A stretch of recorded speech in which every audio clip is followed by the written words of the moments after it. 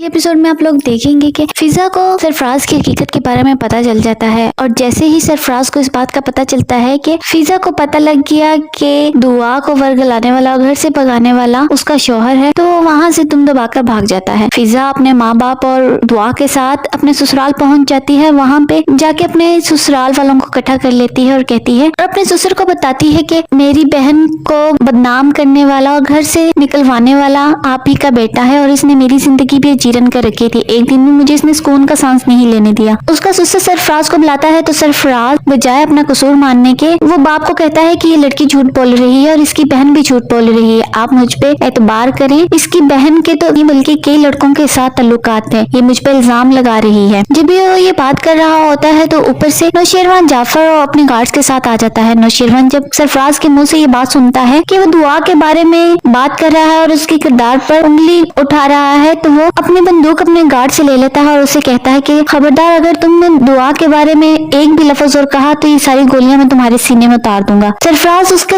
धमकी सुनकर डर जाता है और नौशेरवान को भी पता चल जाता है कि दुआ सरफराज में कोई इंटरेस्ट नहीं रखती, बल्कि वो तो अपनी बहन फिजा की वजह से खामोश थी, उसे बर्दाश्त कर रही थी। नौशेरवान दुआ को हौसला देता है और उसे कहता है कि तुम्हें परेशान होने की जरूरत नहीं, इसे ड्रामा ख्वाब समझकर भूल जाओ। तो दुआ उसे कहती है कि मैं ये कैसे भूल सकती हूँ कि मेरी माजी की गलती सरफराज की शक्ल में मेरे सामने आ जाएगी, मैं सुकून से नहीं बैठ सकती, मैं बहुत परेशान हूँ। दुआ की बेचैनी देख कर नौशेरवान दुआ से कहता है कि तुम क्या चाहती हो। दुआ नौशेरवान से कहती है कि मैं चाहती हूँ कि सरफराज सिसक सिसक कर मरे। इस बात पर नौशेरवान दुआ से कहेगा कि जैसा तुम चाहती हो वैसा ही होगा। वो इंसान कदमों में गिरकर तुमसे माफी मांगेगा और अपनी जिंदगी के लिए तड़पेगा। दूसरी जानिब आप देखेंगे कि खिजर को जब इस बात का पता चलता है कि फिजा की बहन को बदनाम करने वाला सुंबल का भाई है, तो सुंबल को कहता है कि अगर मुझे पता चलता कि तुम्हारा भाई राक्षस सिर्फ इंसान है तो मैं इसको अपने हाथों से इसकी जान ले लेता। मुझे फिजा भाभी और उसकी बहन की बेबसी नहीं भूलती। इस बात पर सुंबल चिढ़ के कहती है तो आपको इंतजार किस बात का है, आप जाएं और मेरे भाई की जान ले लें। दूसरी जानिब कशमाला इस दाव में है कि किसी तरह वो नौशेरवान के पास पहुंच जाए और दुआ को उसकी जिंदगी से निकाल दे। वो अपनी बेटी की बीमारी का बहाना बना के घर वालों को कहती है कि मैंने कराची जाना है और वहाँ पे अपनी बेटी का इलाज करवाना है, जिस पे अम्मा साईं और अब्बा साईं राजी हो जाते हैं कि नौशेरवान के पास चली जाओ और वो नौशेरवान गुड़िया का इलाज करवा देगा। लेकिन कशमाला का तो कुछ और ही इरादा है और वो दुआ को